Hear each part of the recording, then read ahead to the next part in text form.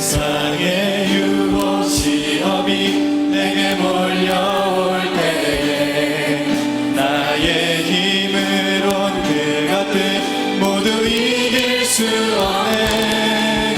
거대한 폭풍 가운데 위축된 나의 영혼 어찌할 바를 몰라 헤매이고 있을 때 주를 찬양 손을 들고 찬양 전쟁은 나에게 속한 것 아니니 주를 찬양 손을 들고 찬양 전쟁은 하나님께 속한 것이니 거짓과 속임수로 가득 찬 세상에서 어디로 갈지 몰라 머뭇거리고 있네. 공중의 권세 잡은 자 지금도 우리를 실패와 절망으로 넘어뜨리려 하네. 주를 찬양 손을 들고 찬양 전쟁은 나에게 속한 것 아니니 주를 찬양 손을 들고 찬양 전쟁은 하나님께 속한 것이니 주위를 둘러보면 아무도 없는 듯 믿음의 눈을 들면 보이는 분 계시네. 지금도 내 안에서 역사하고 계시는 사망과 어둠의 권세 물리치신 예수님 주를 찬양 손을 들고 찬양 전쟁은 나에게 속한 것 아니니 주를 찬양 손을 들고 찬양 전쟁은 하나님께 속한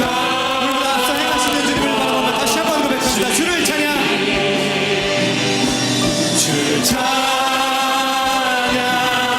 손을 들고 찬양 전쟁은 나에게 속한 것 아니니 주를 찬양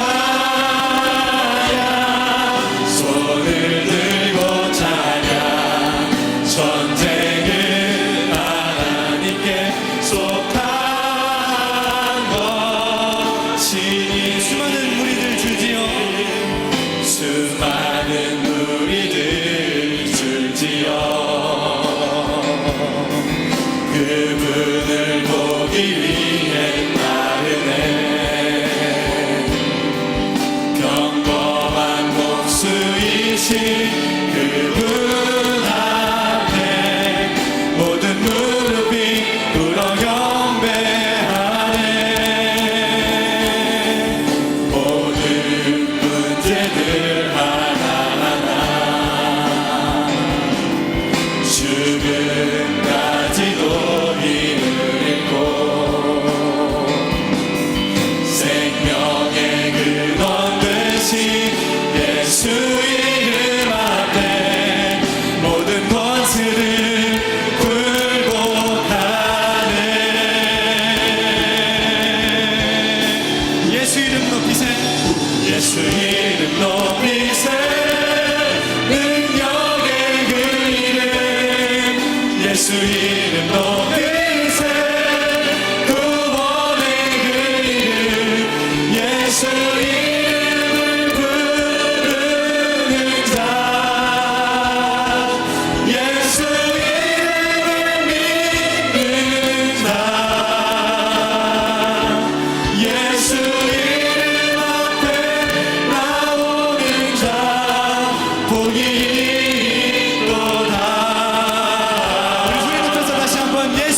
높이세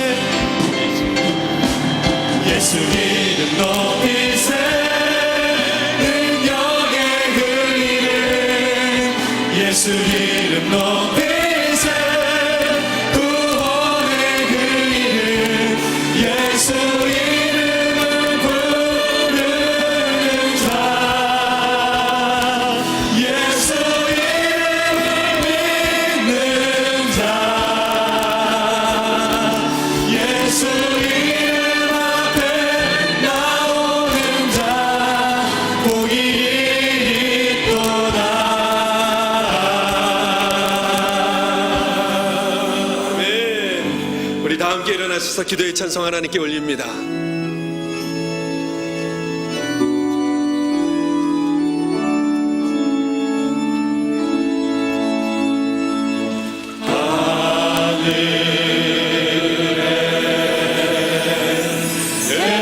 대신 아버지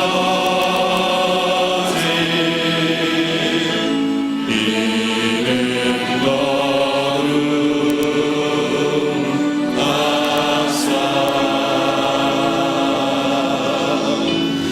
주님 나라 임하시고 뜻이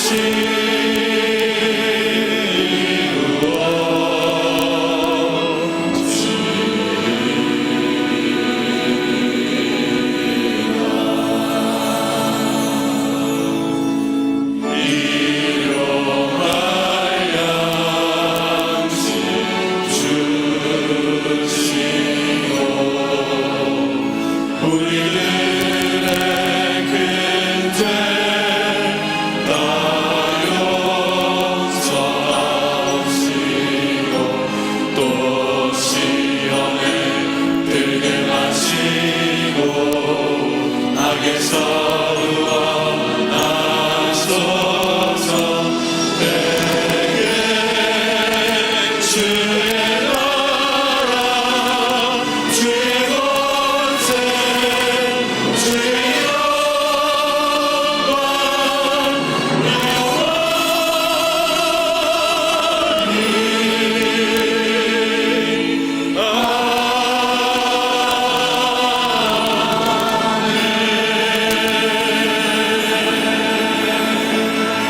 앉으셔서 기도하겠습니다.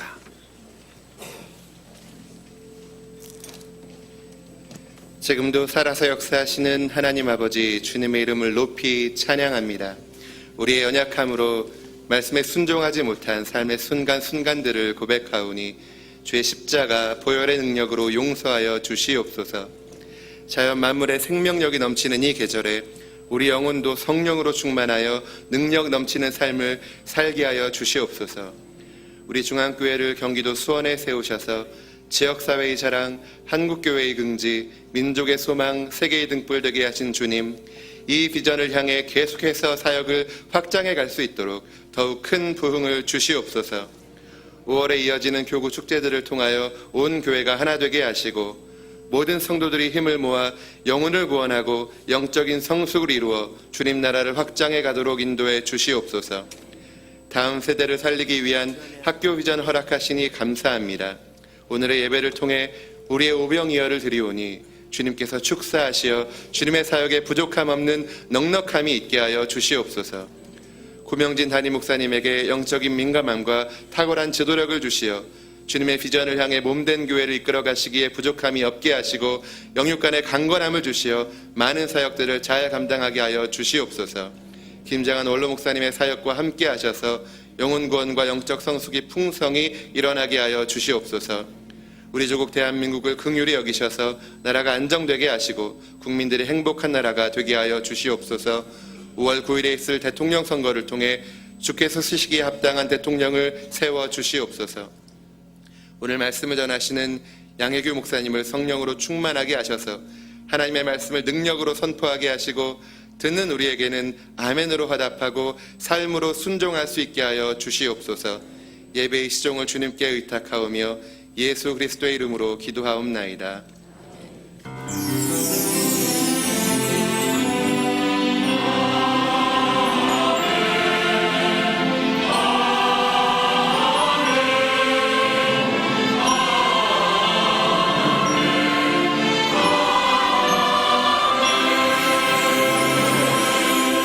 찬송 25장 우리 1절과 3절 찬양합니다. 면류관 가지고 주 앞에 드리세. 면류관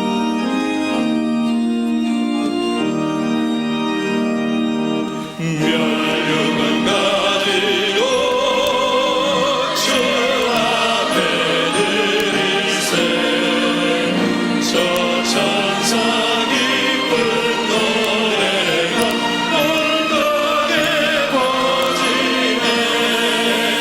내보나게 여서 주 찬송하여라. 온 백성들이 속하신 만왕의 왕일세.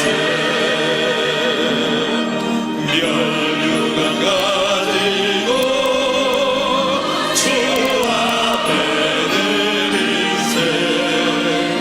온 세상 전쟁 그치고 참 평화 오겠네. 주 보좌 앞에서 온 백성 앞들여 그가 영원히 영광을 늘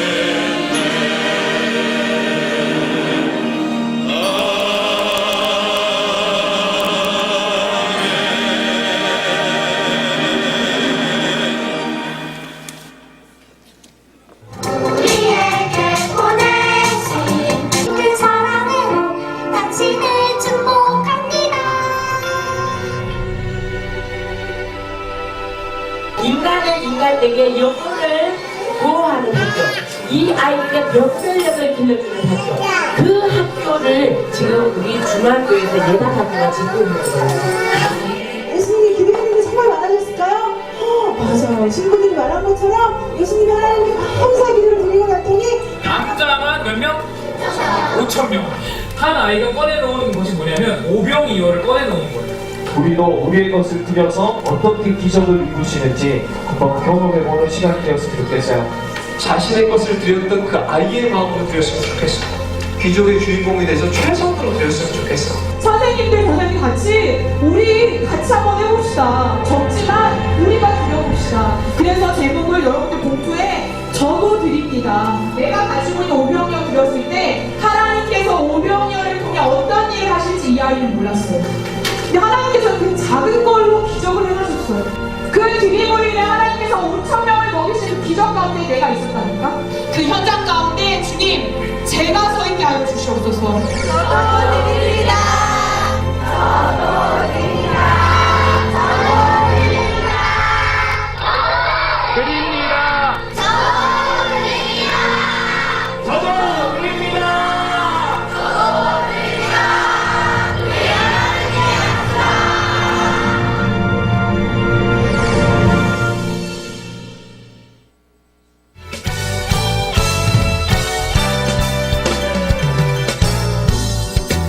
(5월) 월상 예배와 특심 3일 새벽기도 11조 운동에 참여를 적극 권합니다.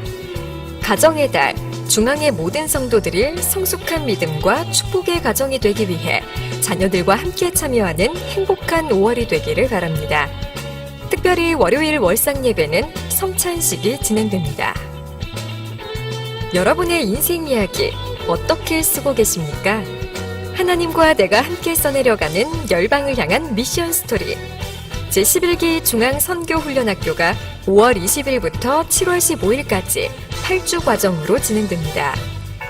각 분야 최고의 전문 강사진으로 구성된 이번 중앙선교훈련학교는 걸어온 스토리 이종훈 목사, 이웃 스토리 문창선 선교사, 우리 교회 스토리 고명진 담임 목사, 다가오는 스토리 유혜석 선교사, 나를 향한 스토리 이문미 선교사, 한민족 스토리 조명숙 교감, 현장 스토리 국내 타문화 선교체험, 끝나지 않은 스토리 이현모 교수. 한 사람을, 한 종족을, 한 나라를 변화시키는 인생의 방향전환. 1층 로비에서 CMTS 신청하고 열방을 향한 하나님의 스토리메이커가 되어보세요. 정희섭, 이형순님의 아들 정영명 군과 최병갑 장로, 장영미 집사의 딸 최은주 양의 결혼식이 있습니다. 이달의 추천도서는 전광 목사의 감사가 내 인생의 답이다입니다. 이달의 추천도서를 읽으시고 감상문을 제출해 주시면 심사를 통해 다음 달 추천도서를 한 권씩 드립니다. 할렐루야! 간구하는 기도에 신실하게 응답하시고 우리에게 더 좋은 것 주시기 원하시는 하나님께서 사랑하는 여러분과 가정에 임하시기를 축복합니다. 함께 인사 나눕니다. 잘 나오셨습니다. 복된 주일 되세요. 건강하세요. 사랑합니다. 축복합니다. 네, 정말 잘 나오셨습니다.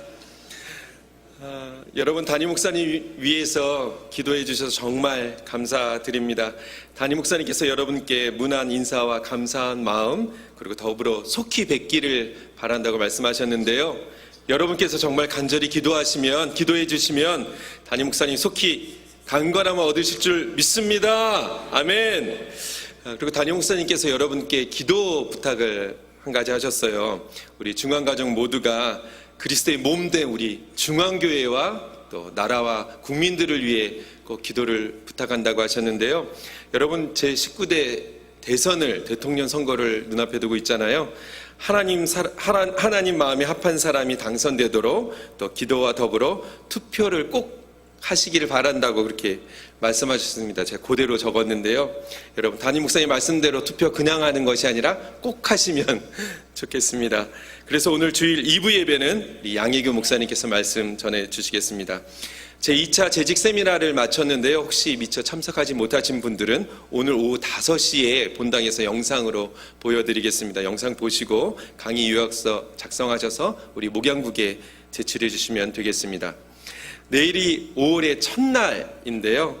월삭 새벽 기도회가 성찬식과 더불어서 있습니다. 여러분 새로운 한 달 기도로 시작하시고 저희가 올해 들어서 기도 11조 운동 한번 해봅시다 계속 말씀드렸는데요. 한 달에 30일로 치면 11.3일이죠. 그래서 적어도 새벽 예배 함께하지 못하시는 분들은 1, 2, 3, 3일만이라도 11조 한 달에 11조 3일만이라도 함께하자는 운동이니까요. 여러분 특별히 내일과 모레 글피 3일 동안 새벽 기도에 함께해 주시면 좋겠습니다. 행복한 교회 화목한 가정 축제의 달 5월이 바로 내일부터 있는데요. 5월 첫째 주일 헌화식이 있습니다. 생후 24개월 미만의 자녀를 둔 부모님들께서는 준비할 것들이 좀 있더라고요. 주보 자세히 보시고 참교하시고 목양국 우리 목사님과 상의하시면 우리 헌화식 함께 하실 수 있습니다. 모두가 하나 되는 교구 축제가 있습니다. 교구별 축제 일정이 주보에 정말 자세히 나와 있는데요. 여러분 특별히 유의해서 내가 속해 있는 교구 그리고 날짜, 장소가 좀 달라요. 그래서 여러분 날짜와 장소를 꼭 확인하시고 교구 축제 꼭 함께 해주시면 좋겠습니다. 우리가 매월 마지막 주일 우화 예배, 우리 하나님이 하신다 우화 예배로 드리는데요. 오늘은 좀 특별한 우화 예배인 것 같습니다. 왜냐하면 우리 현수막도 있는데 저희가 자세히 보시면 날짜가 4월 2일 적혀 있어요.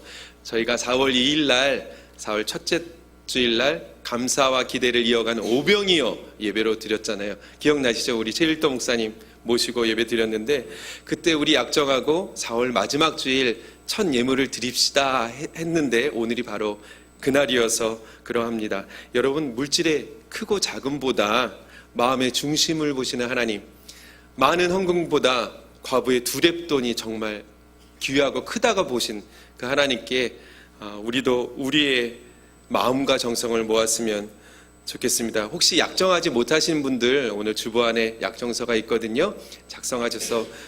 작성하시면 좋겠고요. 또 주보에 우화 건축 이야기가 4면이나 걸쳐서 여러 가지 이야기가 나와 있습니다. 앞으로 저희가 우화 예배 때 매월 한 번씩 건축의 다양한 소식들, 여러 가지 아름다운 소식들 함께 나누도록 하겠습니다. 특별히 오늘 영상 광고, 우리 차세대 영상 광고 보셨죠? 우화 저도 드립니다. 이렇게 무지개 색깔 봉투를 준비했대요. 오늘 드리는 날이래요. 우리 아들이 안 갖고 온 것 같은데. 그래서 오늘 꼭 하도록 하겠습니다. 여러분 자녀들, 우리 중앙의 자녀들 위해서 기도해 주시고 그 작은 드림의 손길 가능하면 주지 마세요. 주지 마시고 너 용돈 받은 거 500원, 1000원이라도 좋으니 너가 한번 드려봐라. 이렇게 교육시켜 주셨으면 좋겠고요. 축복해 주세요. 너가 정말 그 작은 예물 하나님께 드린다면 아빠로서 엄마로서 너 축복한다. 그리고 자녀 손 얹고 같이 기도해 주시고 축복해 주시고 우리 자녀들을 위해서 기도해 주시고 또 우리도 우리 마음에 감동되시는 대로 우리의 각자의 오병이어를 주님께 드렸으면 좋겠습니다. 여러분 꼭 함께 해 주십시오. 영상 광고 나오신 것처럼 CMTS 학교가 있습니다. 여러분도 보시고 예배 마치고 돌아가시면 로비에서 접수받고 있으니까요. 함께 해주시고 주보 맨 뒤에 보시면 5월 주요 사역 일정이 자세하게 나와 있습니다. 여러분 하나하나 보시고 또 해당되시는 사역들 또 섬김과 수고로 함께 해 주십시오. CBC 뉴스 5월호가 나왔네요. 여러분 예배 마치시고 돌아가실 때 한 부씩 두 부씩 갖고 가셔서 사업장에 비치하셔도 좋고 또 전도의 기회로 삼으셔도 좋을 것 같습니다. 주보에 정말 많은 광고들이 있으니까요. 여러분 보시고 기도해 주십시오. 이 시간 주일 2부 예배 처음 나오셨거나 오랜만에 나오신 분들 손들어 펴해 주십시오. 우리 밝은 얼굴로 축복성 가운데 환영합니다.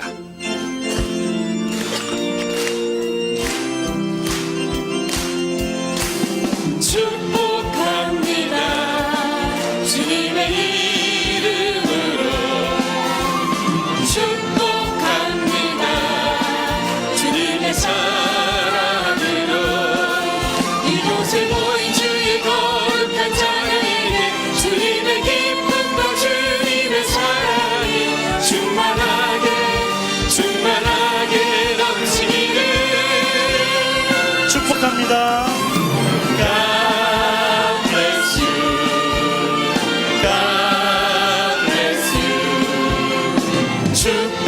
축복합니다. 주님의 사랑 God bless you. God bless you. God bless you. 축복합니다. 주님의 사랑으로 준비하신 예물 하나님께 올립니다.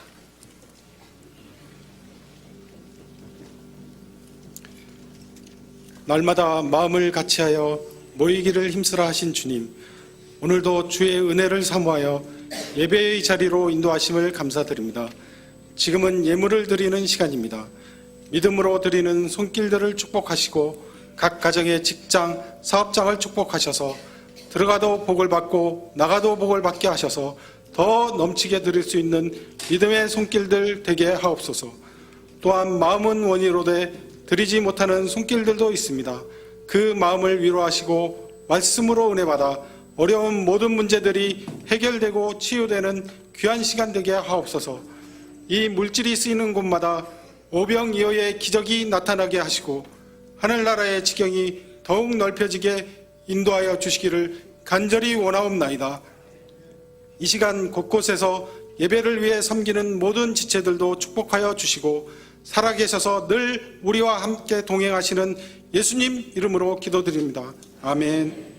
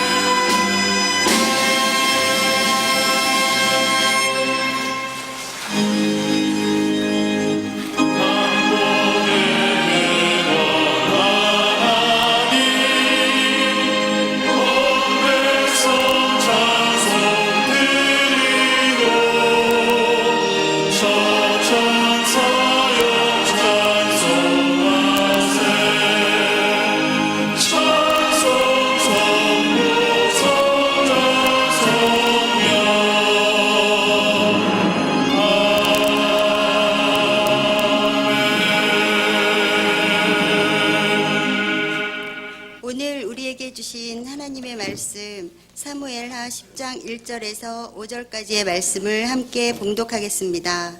그 후에 암몬 자손의 왕이 죽고 그 아들 한운이 대신하여 왕이 되니 다윗이 가로되 내가 나하스의 아들 한운에게 은총을 베풀되 그 아비가 내게 은총을 베푼 것 같이 하리라 하고 그 신복들을 명하여 그 아비 죽은 것을 조상하라 하니라. 다윗의 신복들이 암몬 자손의 땅에 이르매 암몬 자손의 방백들이 그주 한운에게 구하되 왕은 다윗이 조객을 보낸 것이 왕의 부친을 공경함인 줄로 여기시나이까. 다윗이 그 신복을 보내어 이 성을 엿보고 탐지하여 함락시키고자 함이 아니니까. 이에 한운이 다윗의 신복들을 잡아 그 수염 절반을 깎고 그 의복의 중동 볼기까지 자르고 돌려보내매 혹이 이 일을 다윗에게 고하니라. 그 사람들이 크게 부끄러워하므로 왕이 저희를 맞으러 보내어 이르기를 너희는 수염이 자라기까지 여리고에서 머물다가 돌아오라 하니라. 아멘.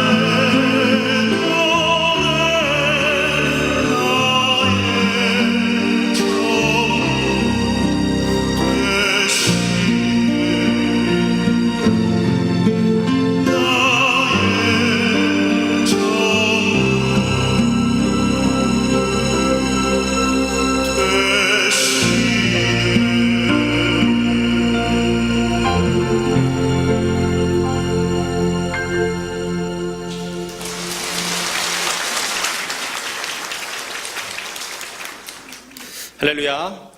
4월의 마지막 주일 2부 예배를 통해 하나님께 영광 돌리는 여러분 모두에게 하나님의 크신 은혜와 복이 넘치시기를 주님의 이름으로 축원합니다. 네, 우리 옆 사람에게 인사해 볼까요? 예배드리기 좋은 날입니다.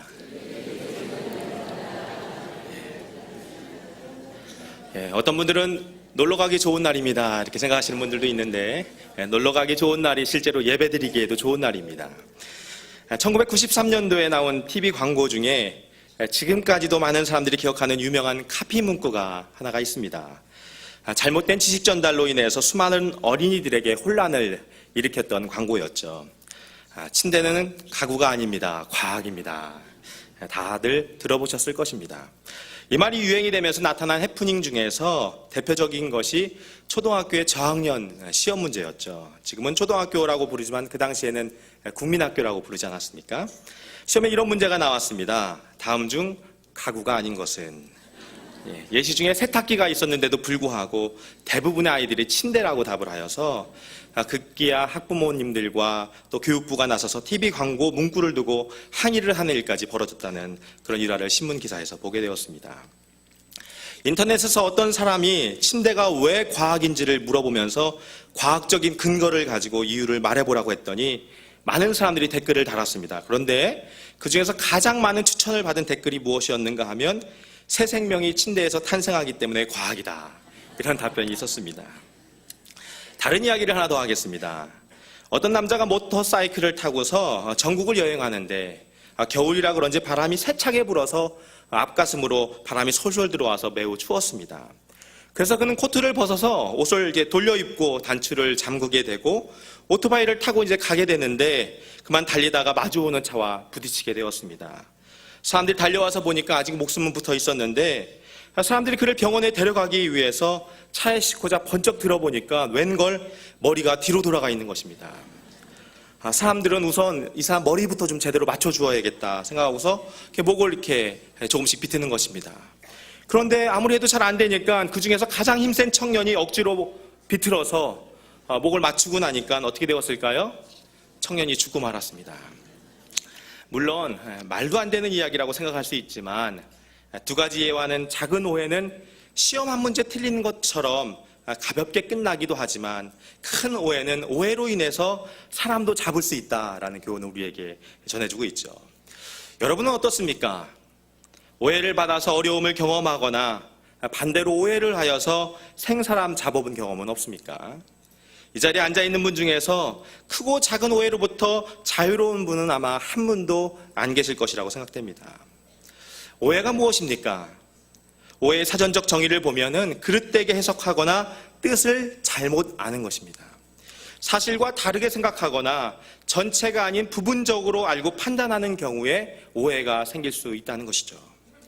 오늘 우리가 읽은 본문에도 큰 오해의 사건이 기록이 되어 있습니다. 암몬의 왕 나하스가 죽고 나서 그 아들 한운이 왕이 되었습니다. 다윗이 나하스로부터 은혜를 받은 사실이 있기 때문에 다윗은 좋은 마음을 가지고 조문사절단을 한운에게 보내게 되는 것이죠. 다윗은 나하스와 나누었던 좋은 관계를 그 아들 한운과도 계속 유지하고 싶은 마음이 있었습니다. 그런데 한운의 관리들이 이런 말을 하죠. 다윗이 조문객을 보내는 것이 왕의 아버지를 공경하기 때문인 줄로 아느냐. 사실은 이성을 정탐해서 침략하고자 조문객으로 위장해서 보내는 것이라고 한운에게 잘못된 조언을 하는 것을 우리가 본문을 통해서 읽게 됩니다. 다윗의 마음을 완전히 오해한 한운은 다윗이 보낸 신하들의 수염을 절반을 깎게 되고 옷의 엉덩이 부분을 잘라내고 돌려보내게 됩니다. 여기서 수염을 절반만 깎았다는 것은 전체 길이에서 반을 잘랐다는 것이 아니라 잘 다듬어진 수염의 절반을 떼어냈다는 의미를 갖고 있습니다. 완전히 우스운 꼴을 만들어 놓게 된 것이죠. 생각해 보십시오. 한나라를 대표하는 사절단의 얼굴에 우스꽝스러운 수염과 하체의 엉덩이가 드러나는 옷을 입게 되었다면 이것은 개인의 수치를 넘어서 국가를 모욕하는 행위가 되지 않겠습니까? 호의를 오해한 결과로 인해서 전쟁이 시작됩니다. 전쟁의 결과는 암몬의 왕 한운의 참패로 이어지게 되죠. 한 사건의 오해치고는 책임져야 되는 결과가 너무나 크게 나타나지 않았습니까? 그런데 생각해보면 오해라는 감정은 쌓이면 쌓일수록 크게 부풀어 오른다는 특성을 가지고 있죠. 오해가 오해를 낳게 되고 그동안 형성했던 그런 좋은 관계들이 한 번의 오해로 인해서 남보다 더 못한 사이로 전락하게 되는 경우들이 있습니다. 근거 없는 비방들, 아님 말고 이런 식의 오해가 난무한 시대 속에서 본문에 나타나는 오해의 원인과 결과를 통해서 우리 자신을 돌아볼 수 있는 시간이 되기를 바랍니다. 그렇다면 한운이 왜 오해를 하게 되었습니까? 첫째는 미루어 짐작하였기 때문입니다. 그런 경우 있지 않습니까? 누가 말을 하는데 중간에 말을 딱 잘라서 실컷 이야기하고 나니까 그 사람이 이렇게 말하는 거예요. 그게 아니고 내 말 좀 들어봐 하면서 하던 말을 다 듣고 나면 괜히 무한해지는 일들이 발생하는 경우가 있습니다. 그래서 한국말은 끝까지 들어봐야 한다 이런 말이 있죠. 사실에 근거하지 않고 자신의 생각이나 추측에 근거해서 행동하게 될 때 오해가 생기는 것을 종종 보게 됩니다. 다윗이 한운의 아버지 나하스에게 은총을 입었기 때문에 진심으로 조문하면서 은총을 나누고자 한 것이 사실이었는데 한운은 그 사실에 근거하지 않고 관리들이 미루어 짐작한 제한적인 정보로 결정의 근거를 삼게 됩니다. 마치 코끼리 뒷다리만 만지고 나서 코끼리는 이렇게 생겼다고 말하는 것과 별로 다를 바가 없는 것이죠. 여호수아 22장을 보게 되면 이스라엘 민족이 지파 간의 오해로 인해서 큰 싸움이 나려는 모습을 보게 됩니다. 이스라엘 민족이 가나안 땅을 정복하고 나서 각 지파별로 땅 분배를 다 마쳤습니다. 그리고 나서 지도자 여호수아가 루벤 지파, 갓 지파, 므낫세 반 지파에게 그 모세가 처음에 약속했던 요단 동편으로 돌아갈 수 있도록 귀환을 허락을 해주게 됩니다.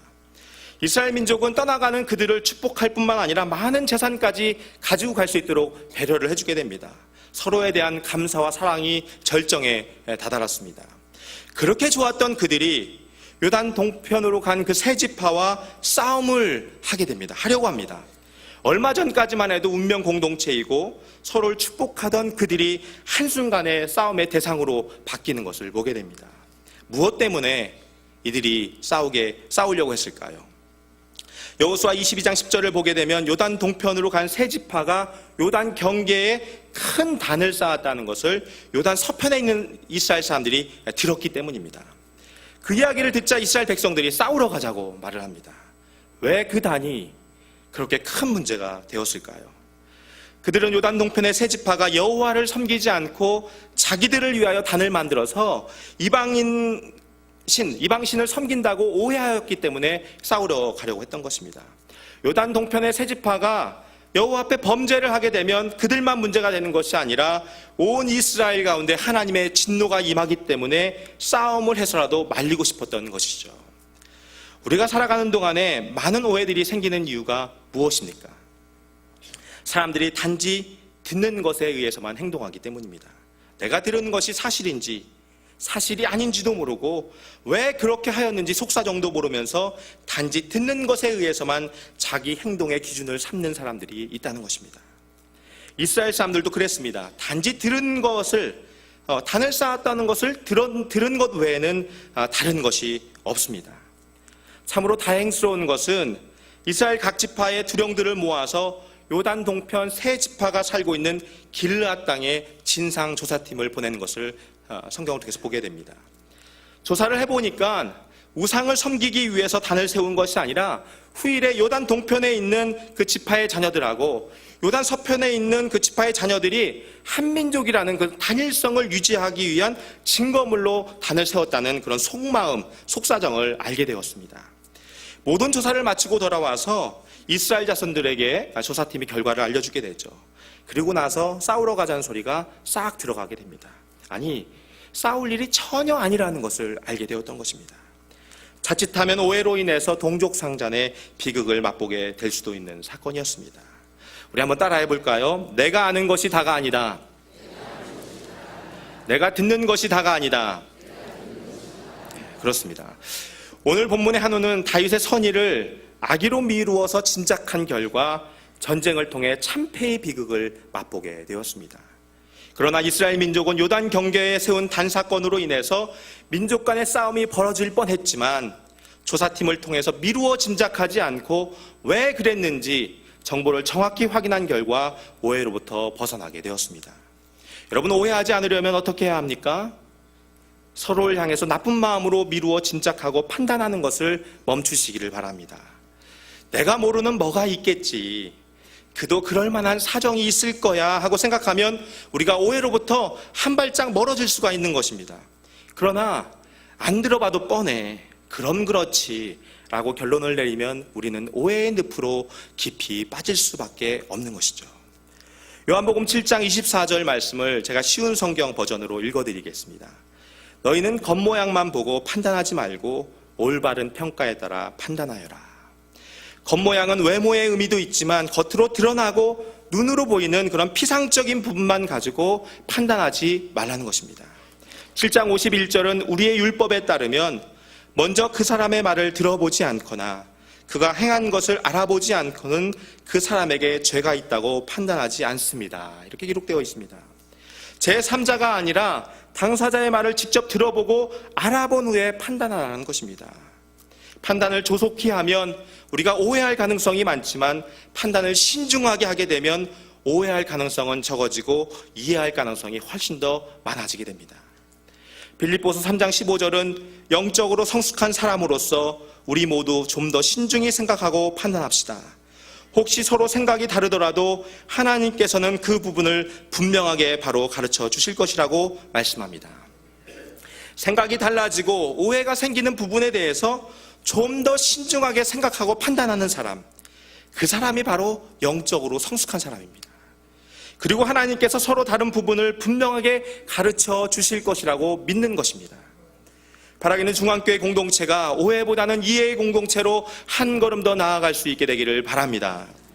서로를 향해서 성급함을 좀 뒤로하고 서로를 더 존귀히 여기면서 신중하게 생각함으로 영적으로 성숙한 공동체임을 드러낼 수 있는 우리 모두가 되기를 주님의 이름으로 축원합니다. 한운이 오해를 한 두 번째 이유는 무엇인가 하면 주변에 오해를 부추기는 사람이 있었기 때문입니다. 한운의 오해는 혼자의 생각으로 결정된 것이 아니었죠. 관리들이 오해하도록 결정적인 역할을 했습니다. 한운에게 잘못된 정보를 주어서 한운의 그 마음에 불을 지르게 되는 것이죠. 한운의 관리들이 그런 말로 부추기지 않았다면 아마 전쟁은 일어나지 않았을 것입니다. 아버지 나하스와 다윗이 좋은 관계를 맺었던 것처럼 아마 한운도 다윗과 좋은 관계를 맺었을 수도 있습니다. 왜냐하면 한운은 아버지 나하스와 다윗이 화친 조약을 맺고서 좋은 유대 관계 속에 있었다는 것을 이미 알고 있었기 때문에 다윗이 보낸 조문객에 대해서 굳이 나쁜 마음을 먹어야 될 이유가 없습니다. 그런데 한나라 왕의 아버지를 그 장례를 치르는 아주 중요하고도 힘든 시간에 다윗이 성을 정탐해서 빼앗기 위해서 조문객들을 보냈다고 하니까 한운의 마음에 분노가 일지 않았을까요? 이전에 아버지와 친했다던 다윗이 아버지가 돌아가신 틈을 타서 나를 공격하기 위한 목적으로 오다니 어떻게 이럴 수가 있나. 한운의 입장에서 보면 위로가 필요한 순간을 틈타서 오히려 마음에 큰 상처를 주는 행동으로 여겨졌을 것입니다. 그런데 문제는 이 모든 결정이 주변 관리들의 잘못된 해석과 부추김에 근거하고 있다는 것입니다. 오해라는 것은 당사자 간의 정보나 이해 부족에서 오는 경우들도 있죠. 그렇지만 당사자 주변에 있는 사람들에 의해서 오해의 불씨가 커져가는 경우도 비일비재하다는 것입니다. 혹시 이런 경우는 없었습니까?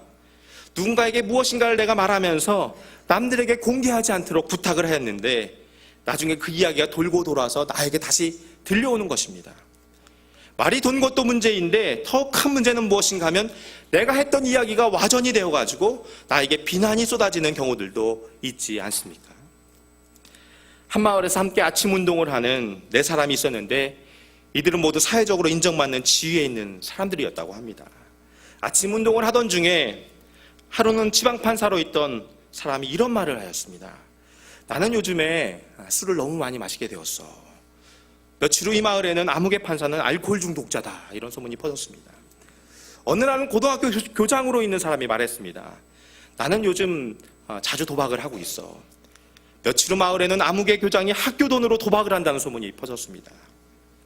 또 어느 날은 마을에서 유명한 의사가 친구들에게 고백을 했습니다. 요즘 나는 어떤 여자를 짝사랑하게 되었어. 그러자 이번에는 아무개 의사와 유부녀가 사랑에 빠졌다는 소문이 돌게 되었습니다.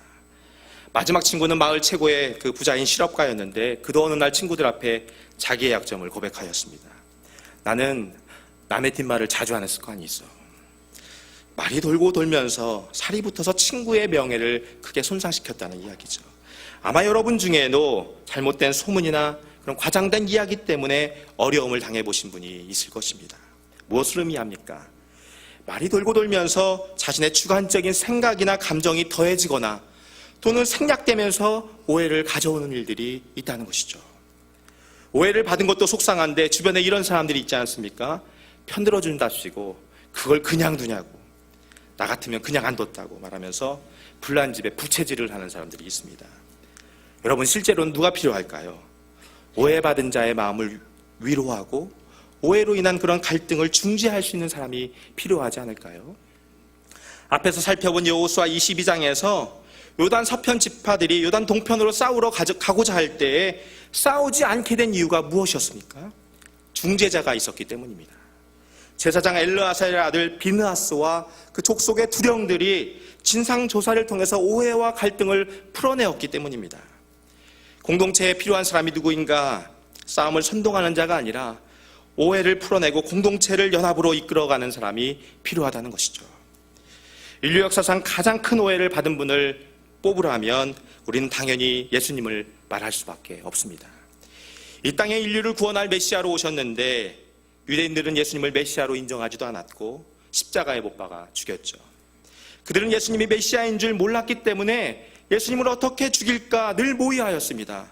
그리고 수많은 군중들은 예수님을 십자가에 못 박으라고 부추기는 장면을 우리는 성경에서 발견하게 됩니다. 마태복음 22장에 보면 예수님은 부활이 없다고 믿는 사두개인들과의 논쟁에서 이런 답변을 하게 됩니다. 예수께서 대답하여 이르시되 너희가 성경도 하나님의 능력도 알지 못하는 고로 오해하였도다.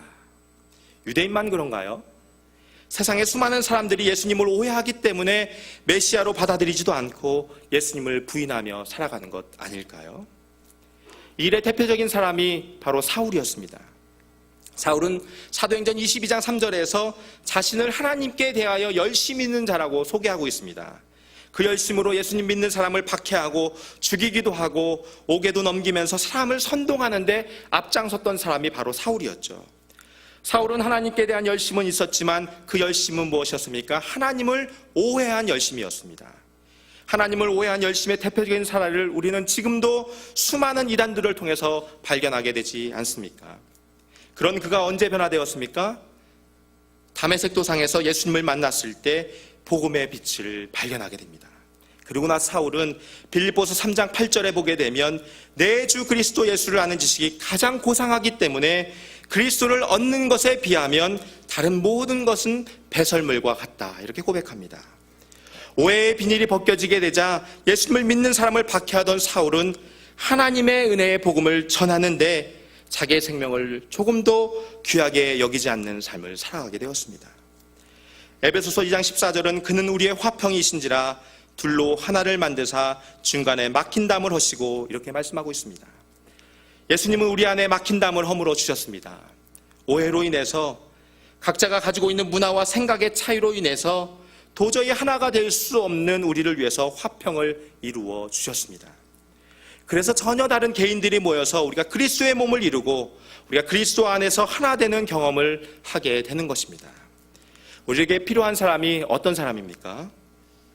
오해를 부추기는 사람이 아니고 오해를 풀어내는 사람입니다. 의심을 일으키는 사람이 아니고 확신을 더해주는 사람입니다. 하나님에 대해서 오해하는 사람들, 교회의 비전과 사역에 대해서 오해하고 또 공동체 안에서 오해로 인해서 갈등하고 있는 사람들에게 화평이 되어주는 그런 사람들이 우리 가운데 필요합니다. 바라긴 저와 여러분이 거룩한 중재자가 되어서 여러분이 속해 있는 목장과 위원회에서 기관 부서 안에서 오해로 인해서 고통하고 있는 사람들, 또는 상처로 인해서 아파하고 있는 사람들을 회복시켜 줄 수 있는 화평케 하는 자로 쓰임받게 되기를 주님의 이름으로 축원합니다. 한온이 오해를 하게 된 세 번째 이유는 다윗과 좋은 관계를 맺지 못했기 때문입니다. 다른 표현으로 말하면 다윗이랑 친하지 않았기 때문입니다. 만약에 한온이 다윗과 좋은 관계를 맺고 있었다면 관리들이 부정적인 이야기를 한다고 그렇게 흔들리거나 경솔하게 행동하지는 않았을 것입니다. 어쩌면 관리들이 부정적인 이야기를 꺼내기조차도 힘들었을지도 모르겠습니다. 하지만 아버지 나하스와 다윗 그 다윗은 좋은 관계였지만 한운과는 아직 다윗은 좋은 관계를 맺지 않은 상태였죠. 관계가 이렇게 중요한 것입니다.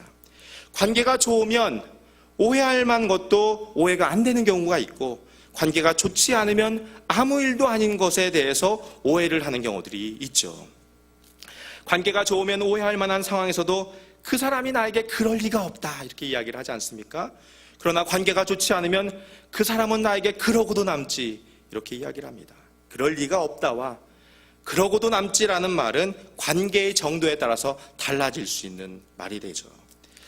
여러분, 책 중에 아이의 심리학이라는 책이 있습니다. 그 책 제목 위에 부제가 뭐가 달려있냐면 미운 4살, 죽이고 싶은 7살의 마음 읽기, 그리고 밑에가 크게 아이의 심리학 이렇게 적혀 있습니다. 도무지 이해가 안 되는 거예요. 그렇죠? 그러니까 이런 책 제목이 나오는 것 아닐까요?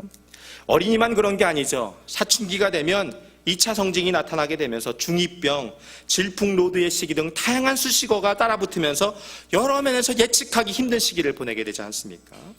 청년이 되면 삼포오포 하면서 인생의 방향과 진로를 정하기가 힘들다고 말을 하고, 결혼을 하면 시월드 스트레스가 나오게 되고, 또 성격 차이가 이혼의 가장 큰 사유로, 가장 큰 이슈로 등장하게 됩니다. 노년이 되면 졸혼과 노후 문제 등 여러 가지 이슈가 등장하게 됩니다. 인생 과정을 보아도 순간순간 오해할 만한 요소가 많고 이해하기 힘든 여러 가지 일들을 만나는 것은 틀림없는 것 같습니다. 영화 흐르는 강물처럼에는 아버지와 두 아들의 이야기가 등장합니다. 큰아들은 문학을 좋아하여 시카고 대학의 문학 교수가 되었고, 작은 아들은 신문 기자를 하면서 낚시를 즐기는 그런 자유분방한 그런 생활을 하게 됩니다. 둘째 아들은 술과 도박에 빠져 살았고, 어느 날 길에서 뒷골목의 그 패거리들의 총에 맞아서 사망을 하게 됩니다. 아버지는 자신의 죽음을 앞둔 그 마지막 순간까지 그 총으로 사망한 둘째 아들의 죽음을 가슴 아파하면서 이런 말을 남기게 됩니다. 우리가 완전하게 이해하지 못하더라도 온전히 사랑할 수 있다. 우리가 완전하게 이해하지 못하더라도 온전히 사랑할 수 있다. 우리가 살아가면서 다른 사람들은 그렇다 치고 가족도 이해하기 힘든 순간들이 있지 않습니까? 이해하려는 노력은 좋은 것이지만, 그러나 어떤 일들은 우리의 이해를 뛰어넘는 일들이 반드시 존재하게 되고, 도무지 이해할 수 없는 일들이 저와 여러분의 삶 가운데 다가올 수 있다는 것이죠. 그때 우리에게 필요한 것은 무엇입니까? 이해해서 해결되는 것이 아니라 사랑해서 해결된다는 것을 경험해야 된다는 것이죠. 그래서 관계가 중요한 것입니다. 부모 자녀 관계에도 이해 못할 면들이 많이 있지만 사랑하기 때문에 극복하고 해결되는 것처럼, 사랑의 관계야말로 오해를 극복하는 가장 좋은 방법이라는 것을 기억하시기를 바랍니다. 베드로전서 4장 8절은 무엇보다도 뜨겁게 서로 사랑할지니 사랑은 허다한 죄를 덮느니라. 로마서 12장 18절은 그러므로 우리는 할 수 있거든 모든 사람과 더불어 화목하라고 말씀해 주고 있습니다. 오해가 찾아오면 우리 안에 제일 먼저 싹트는 부정적인 감정이 미움입니다. 우리가 불평의 문제를 해결하려면 내가 불평을 없애야지 하며 노력해도 잘 되지가 않습니다. 우리 안에 불평이 찾아올 때 오히려 반대로 내 안에 더 많은 감사의 제목을 찾으면서 마음속에 감사를 회복하게 될 때 불평의 문제가 해결이 되는 것처럼, 미움의 문제를 해결하려면 동일하게 우리 안에 풍성한 사랑을 회복해야 오해의 상황에도 불구하고 미워하지 않고 이해하는 마음으로 나아갈 수 있다는 것입니다. 우리가 사람과의 관계에서도 미루어 짐작하여 오해가 발생하고, 또 주변에 부추기는 사람들에 의해서 오해가 커지게 되고, 서로의 친밀함이 없기 때문에 서로를 이해하지 못하고 아파하게 되는 것처럼, 한 걸음 더 나아가 보면 이런 일들이 동일하게 우리와 하나님 사이에서 일어나지 않는지 생각해 봐야 합니다. 하나님에 대해서 잘 알지 못해서 하나님을 오해하는 일들은 없습니까? 어떤 분들은 신앙생활을 하다가 자신이 원하는 것을 하나님께서 응답해 주시지 않으시면 그런 하나님은 믿을 필요가 없다고 말하는 사람들도 있습니다. 우리가 하나님의 영광을 위해서 살아야 되는 존재인데 마치 하나님이 내 목적을 이루어주는 도구처럼 여기는 사람들도 있습니다. 마태복음 25장에 보면 달란트 비유가 나오는데, 그 중에서 한 달란트 받은 사람만이 책망을 받게 되죠. 왜냐하면 달란트를 땅에 감추어 두었기 때문입니다. 그리고 한 달란트 받았던 사람은 주인을 향해서 주인이여, 당신은 굳은 사람이라 신지 않은 데서 거두고 해치지 않은 데서 모으는 줄을 내가 알았다고 이렇게 말을 합니다. 주인의 대답은 이렇죠. 악하고 게으른 종이라고 책망을 하면서 무익한 종을 바깥 어두운 데로 내쫓으라고 말씀을 하게 됩니다. 이유가 무엇이었습니까? 하나님에 대해서 잘못 알고 행동하였기 때문입니다. 호세아는 말씀하기를 우리가 여호와를 알자, 힘써 여호와를 알자 이렇게 말씀합니다. 디모데전서 2장 4절은 하나님은 모든 사람이 구원을 받으며 진리를 아는 데 이르기를 원하신다고 말씀합니다. 사랑하는 성도 여러분, 우리 인생을 진리로, 우리 인생을 믿음으로, 우리 인생을 사랑으로 인도하시는 하나님을 더 깊이 알아가는 저와 여러분이 되시기를 주님의 이름으로 축원합니다. 세상은 어떻습니까? 세상이 우리를 하나님을 믿는 믿음에서 떠나가도록 부추기지는 않습니까? 성경에서 동성애가 죄라는 것을 명백하게 말씀하고 있지만 인권이라는 이름으로 포장하고 동성애를 옹호하고 부추기는 사람들이 있습니다. 종교다원주의는 하나님만이 유일신이고 예수 그리스도만이 우리의 구원이라는 그 절대적인 진리를 종교다원주의가 반대하고 있지 않습니까? 세상은 기독교가 진리를 타협하지 않는 모습에 대해서 배타적이고 독선적이라고 말하고 있죠. 기독교에만 구원이 있는 것이 아니라 모든 종교에는 나름대로 다 구원의 길이 있다고 말하고 있지 않습니까? 사람들이 이렇게 속삭입니다. 그렇게 해서 어떻게 세상을 살아가려고 해? 말씀대로 하면 손해보는 것도 많고 포기해야 되는 것도 많은데 그냥 적당히 좀 믿어. 말씀보다는 세상의 논리로 속삭이는 이런 소리는 다 우리로 하여금 하나님에게서 멀어지게 하는 것들이죠. 전도서 4장 10절을 보면 혹시 그들이 넘어지면 하나가 그 동물을 붙들어 일으키려니와 홀로 있어 넘어지고 붙들어 일으킬 자가 없는 자에게는 화가 있으리라. 우리가 하나님을 믿는 믿음에서 떠나가고자 할 때 저와 여러분을 붙들어 줄 수 있는 그런 사람이 필요하다는 것이죠. 12절에 보면 한 사람이면 패하겠거니와 두 사람이면 능히 당하나니 삼겹줄은 쉽게 끊어지지 아니하느니라. 이래서 공동체가 필요한 것입니다. 여러분이 세상에서 미혹되고 흔들릴 때 여러분을 붙잡아주고 세상이 아닌 믿음의 길에 설 수 있도록 지속적으로 부추겨주는 그런 믿음의 사람들을 많이 만날 수 있는 축복을 누리시기를 바랍니다. 그리고 한 걸음 더 나아가서 하나님과의 그 친밀함을 놓치지 말게 되기를 바랍니다. 하나님과 거리가 먼 삶을 살아가는데 우리가 무슨 수로 하나님의 뜻을 알 수가 있을까요? 하나님의 말씀을 가까이 하지 않는데 무슨 수로 우리가 하나님을 오해하지 않겠습니까? 성령님께서 우리의 마음을 주장하시도록 내어드리지 않는데 어떻게 우리가 하나님과 친밀한 관계를 누릴 수가 있겠습니까? 에베소 5장 17절은 그러므로 어리석은 자가 되지 말고 오직 주의 뜻이 무엇인가 이해하라고 말씀합니다. 그리고 이어서 18절에는 오직 성령으로 충만함을 받으라 이렇게 권면하죠. 주의 뜻을 이해하려면 우리에게 성령 충만이 필요합니다. 왜냐하면 성령은 모든 것, 곧 하나님의 깊은 것까지도 통달하시기 때문에 하나님께서 우리에게 은혜로 주신 것들을 알게 하신다는 것입니다. 우리는 오늘 한운의 오해를 통해서 몇 가지 교훈을 함께 나누었습니다. 미루어 짐작함으로 오해하는 일들이 없기를 바랍니다. 부정적인 일들을 부추기는 사람들에 의해서 여러분의 마음을 빼앗기지 말기를 바랍니다. 무엇보다 하나님을 향한 사랑과 사람을 향한 친밀한 교제를 통해서 여러분의 삶이 더욱 풍성해지게 되기를 주님의 이름으로 축원합니다. 성령님의 인도 안에서 우리가 미움 대신에 사랑하게 되고 불평 대신에 감사하게 되고 분열 대신에 함께하게 되고 오해 대신에 이해하는 삶을 통해서 우리 중앙교회 공동체는 영적인 성숙을 이루어가게 되고 세상에는 하나님을 보여줄 수 있는 저와 여러분이 되시기를 주님의 이름으로 축원합니다. 그럼 기도하겠습니다.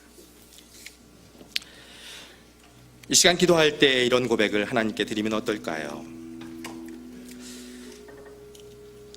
혹시 오해해서 다른 사람을 힘들게 하거나 부정적인 이야기를 전달하여 갈등을 일으킨 적이 있다면 이 시간 주님 앞에 용서를 구하면 좋겠습니다.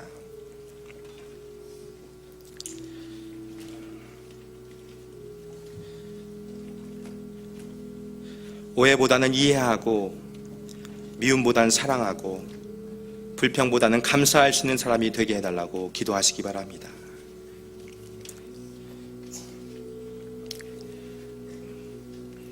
무엇보다 하나님을 바로 알아서 세상 가치에 미혹되지 않는 삶을 살게 해달라고. 세상은 우리를 유혹하고 공격하지만 믿음 안에 서로가 든든한 삼겹줄이 되어서 서로의 믿음을 격려하고 붙들어주는 중앙의 공동체가 되게 해달라고 기도해 주시면 감사하겠습니다.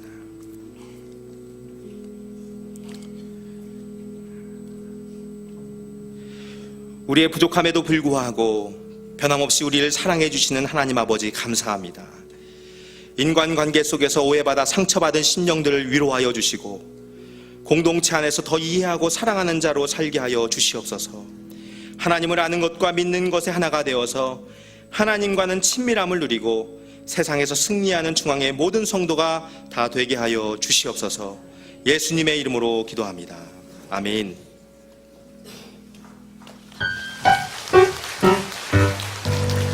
나는 학교에 갈 수 없습니다. 시간을 되돌려 어린 시절로 되돌아갈 수도 없습니다. 함께 공부할 수도, 같이 꿈을 꿀 수도 없습니다. 그러나 어린 시절 내가 다니고 싶었던 꿈의 학교는 세울 수 있습니다. 그래서 나는 기대가 됩니다. 때론 감사가 되기도 합니다. 다음 세대가 다시 미소 짓고 꿈을 꿀 수 있도록 나의 약점이 작은 물결이 돼 큰 파도를 일으킬 수 있도록 오병이어의 기적 바로 오늘 시작합니다. 우리 다 함께 일어나셔서 우리 하나님이 하신다 우화 기도를 다 함께 하나님께 올립니다. 하나님을 영화롭게 사람을 존귀하게 과연 그 교회 중앙교회의 꿈과 소명을 주신 하나님, 새로운 역사를 향한 거룩한 부르심을 따라 믿음의 행보를 시작하게 하신 하나님께 영광과 찬송을 올려드립니다. 우리 하나님이 하신다는 굳건한 믿음과 하나님의 비전으로 충만케 하옵소서. 건축을 담당하는 자들에게 지혜와 공교함을 주시고 벽돌 하나하나에 기도와 정성을 담아 하나님께서 기뻐하시는 학교를 건축하게 하옵소서. 2018년 개교에 필요한 존경받는 교육가와 탁월한 행정가를 보내주시고 좋은 교사와 학생들을 예비하여 주옵소서. 하나님, 우리 학교가 대한민국 교육을 선도하게 하옵소서. 믿음의 다음 세대가 스스로 삶을 개척하며 자신의 소중함과 하나님이 주신 재능을 발견하고 더불어 즐겁게 사는 행복한 사람이 되게 하옵소서. 교실마다 하나님의 말씀을 따라 신앙과 성품, 지식과 열정, 재능과 섬김을 겸비한 그리스도의 제자가 되게 하옵소서. 우리 학교가 주님 오시는 날까지 진리를 바르게 전하는 터전이 되어 하나님 나라와 조국과 인류를 섬기는 인재들의 산실이 되게 하옵소서. 우리의 참 소망이신 예수님의 이름으로 기도합니다. 아멘. 우리 다 함께 결단하는 마음으로 찬양합니다. 우리에겐 소원이 하나 있네. 우리에겐 소원이 하나 있네. 주님 다시 오신 그날까지 우리 가슴에 새긴 주의 십자가 사랑, 나의 교회를 사랑해 하네. 주의 교회를 향한 우리 마음, 시세와 포기와 가랑과 고난, 하늘여 죽음조차 우릴 막을 수 없네. 우리 교회는 이 땅에 이만 교회를 예배를 예배되게 우릴 사용하소서. 진정한 그의 날 오늘 임하도록 우릴